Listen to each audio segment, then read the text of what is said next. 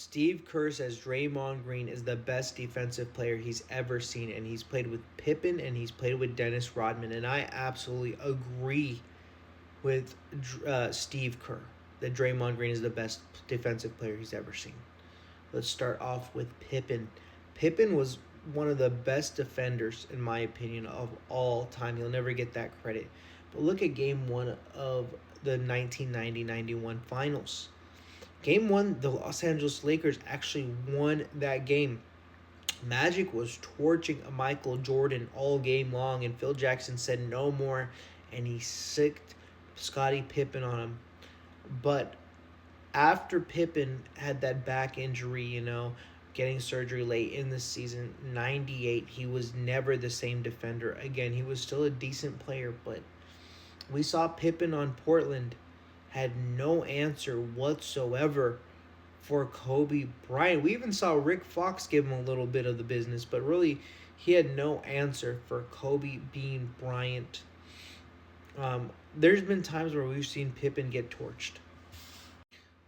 Even in 95 when they lost to the Orlando Magic in Jordan's return, right? We saw Penny Hardaway give Pippen problems. We saw in his later Portland years, Vince Carter, Allen Iverson, and I get it, that's towards the end of his career, but at the same time, we saw Draymond Green as an old man, right, same age, go and shut Kawhi Leonard down. 0 points. He went 1 of 6. He was cooking because Kawhi Leonard was 7 of 11 when guarded by anyone not named Draymond Green, and Draymond Green took off the challenge.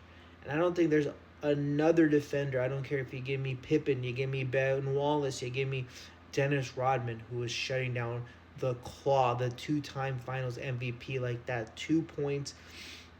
Draymond had over 3 steals on Kawhi Leonard. He forced 4 out of his 5 turnovers. So I don't think, and Rodman was a fantastic defender, but more so, he was a great rebounder, the greatest rebounder of all time. But people undervalue Draymond Green. Draymond Green has to guard position 1 through 5.